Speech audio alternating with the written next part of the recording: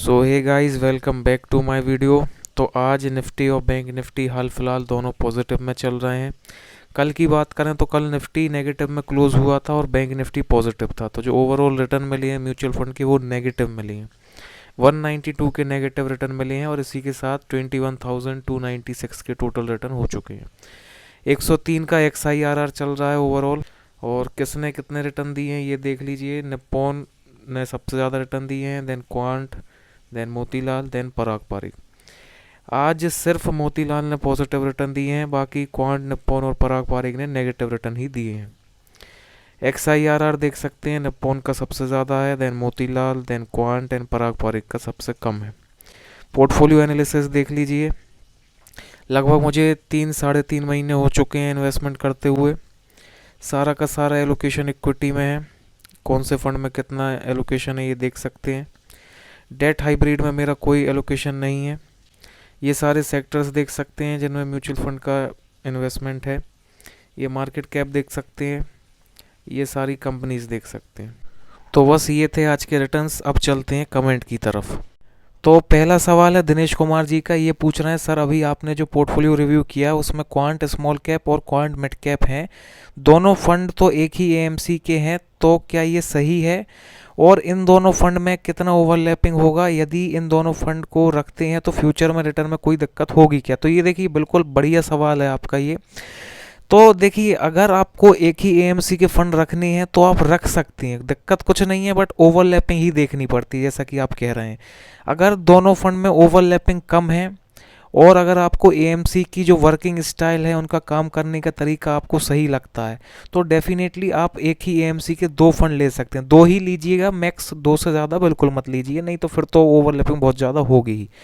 तो अगर ऐसे फंड जिसमें ओवरलैपिंग 20% से कम है, 20% से कम अगर ओवरलैपिंग है, तो डेफिनेटली आप सेम फंड के साथ जा सकते हैं, सेम एएमसी के फंड के साथ। और अगर 20% से ज़्यादा ओवरलैपिंग है तो फिर ऐसे फंड आपको अवॉइड करने चाहिए। अब जैसे आप क्वांट स्मॉल कैप और क्वांट मिड कैप देखेंगे तो यहाँ पे लगभग 16% की ओवरलैपिंग है, विच इज़ एक्सेप्टेबल। इतनी ओवरलैपिंग चल सकती है, क्योंकि देखिए दूसरा कोई सा फंड भी आप लेंगे ना तो थोड़ी बहुत ओवरलैपिंग तो वहाँ पे भी आती है। तो ये कुछ ज़्यादा ओवरलैपिंग नहीं है, इसको इग्नोर किया जा सकता है। लेकिन अगर 20% से ज़्यादा की ओवरलैपिंग है तो फिर आपको ऐसे फंड अवॉइड करना चाहिए। अब जैसे अगर मैं क्वांट मिड कैप और क्वांट फ्लेक्सी कैप की बात करूँ तो वहाँ पे लगभग 35% की ओवरलैपिंग हो रही है, जो कि काफ़ी ज़्यादा है। तो ऐसे फंड आपको अवॉइड करने हैं जहाँ इतनी ज़्यादा ओवरलैपिंग है। बाकी क्वांट स्मॉल कैप और मिड कैप में जैसा मैंने बताया कि 16% की है, तो ये आप एक साथ ले सकते हैं, कोई दिक्कत नहीं है।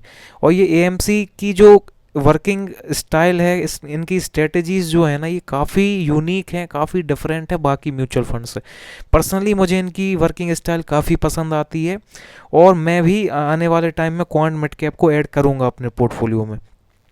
अब देखिए, इस पर मैं एक डेडिकेटेड वीडियो भी बनाऊंगा कि क्वांट मैं समझता हूँ इकलौता ऐसा फंड है जिसके सभी कैटेगरी की, अगर आप देखें small cap, mid cap, large cap, flexi cap, ELSS, सभी जितने भी कैटेगरी में क्वांट के फंड हैं, सभी के सभी टॉप परफॉर्मिंग फंड हैं। तो इनकी ऐसी क्या स्ट्रेटजीज हैं, फिलोसॉफीज़ हैं कि हर ही कैटेगरी में ये टॉप कर रहे हैं। इस पर एक डेडिकेटेड वीडियो मैं इस सैटरडे संडे में लाऊंगा, वो देखिएगा आप। और आई होप आपके सवाल का जवाब मिल गया होगा कि अगर एक ही एएमसी के दो फंड आप लेना चाहते हैं तो ले ज़रूर सकते हैं, ओवरलैपिंग देखकर। ओवरलैपिंग कम है तो डेफिनेटली आप लीजिए अगर उस एएमसी की वर्किंग स्टाइल आपको पसंद है। और अगर ओवरलैपिंग बहुत ज़्यादा है तो ज़रूर उसको आप अवॉइड करिए। तो आई होप आपका डाउट क्लियर हो गया होगा। फिर ये कह रहे हैं, मैं आपसे पर्सनली पूछ रहा हूँ कि क्वांट और निप्पॉन इंडिया स्मॉल कैप में मैं एसआईपी कर रहा हूँ, तो सर आप मुझे ये बताइए कि क्वांट स्मॉल कैप और निप्पॉन इंडिया स्मॉल कैप के अलावा बेहतर रिटर्न के लिए किसी और स्मॉल कैप फंड में इन्वेस्ट करने की ज़रूरत है या नहीं, और यदि ज़रूरत है तो उस फंड का नाम बताइए। तो भाई देखिए, मैं साफ साफ कह देता हूँ, कोई ज़रूरत नहीं है आपको किसी तीसरे फंड में इन्वेस्टमेंट करने की। ये दोनों ही फंड सभी फंड्स पर भारी हैं। एक फ़ंड की मैं बात करूं तो इतना ज़्यादा पुराना, इतना कंसिस्टेंट, इतना एक्सपीरियंस्ड फंड है, 11 साल पुराना फंड है, इतने उतार चढ़ाव इसने अपने 11 साल की जर्नी में देखे होंगे, बट इसके रिटर्न्स में आपको किसी प्रकार का कोई उतार चढ़ाव देखने को नहीं मिलेगा। लगातार इतना कंसिस्टेंट रिटर्न इसने दिया है। बहुत बेहतरीन फंड है निप्पॉन स्मॉल कैप। वहीं क्वांट स्मॉल कैप की बात करूं 2018 से ये शुरू हुआ था। 2018 से पहले एक एस्कॉर्ट एएमसी हुआ करती थी, उसको इसने एक्वायर किया था। और उससे लेके 2018 से लेके अब तक लगातार इसके जो फंड्स हैं, सारे के सारे फंड टॉप परफॉर्मिंग फंड्स बने हुए हैं। इनकी जो स्ट्रेटजीज़ हैं, इनकी जो फिलोसॉफी है वो काफ़ी डिफरेंट है बाकी फंड्स के मुकाबले।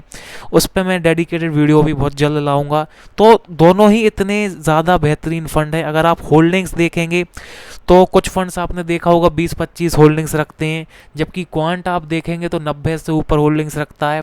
और निप्पॉन स्मॉल कैप देखेंगे तो 200 से ऊपर होल्डिंग्स रखता है। तो आपका पैसा इतनी स्टॉक्स में डाइवर्सिफाइड हो जाता है कि रिस्क जो है ना वो बहुत कम हो जाती है। और रिटर्न्स इन दोनों फंड को पता है कि कैसे सबसे ज़्यादा रिटर्न्स निकाल के आपको देना है। तो मुझे बिल्कुल नहीं लगता कि आपको किसी भी तीसरे फंड पे जाने की ज़रूरत है। आप इन दोनों फंड में कंटिन्यू करते रहिए, बहुत बेहतरीन फंड है।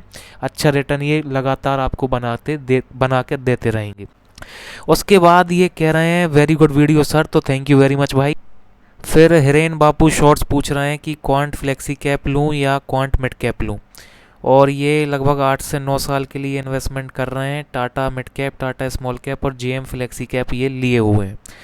तो 8 से 9 साल मैं समझता हूँ ठीक ठाक टाइम है। आप चाहें तो क्वांट मिड कैप के साथ जा सकते हैं, यहाँ पे आपको थोड़ा सा ज़्यादा रिटर्न मिल जाएंगी। ठीक, तो बस यही थे आज के कमेंट्स। आई होप सबके डाउट क्लियर हो गए होंगे। आज की वीडियो में इतना ही। अगर आपके भी कोई सवाल हैं म्यूचुअल फंड से रिलेटेड, पोर्टफोलियो से रिलेटेड या स्टॉक से रिलेटेड, तो आप मेरे से कमेंट में पूछ सकते हैं, मैं आपका रिप्लाई ज़रूर करूँगा। Thank you for watching the video.